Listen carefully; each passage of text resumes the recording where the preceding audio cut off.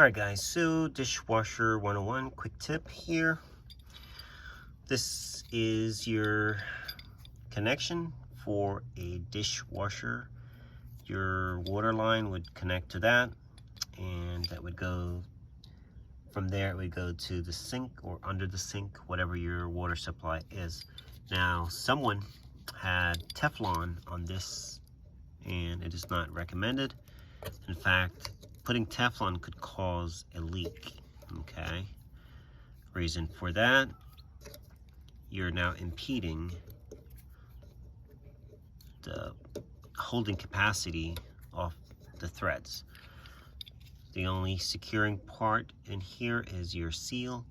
When you tighten this up, it grabs and it seals right against that rubber gasket. Thank you.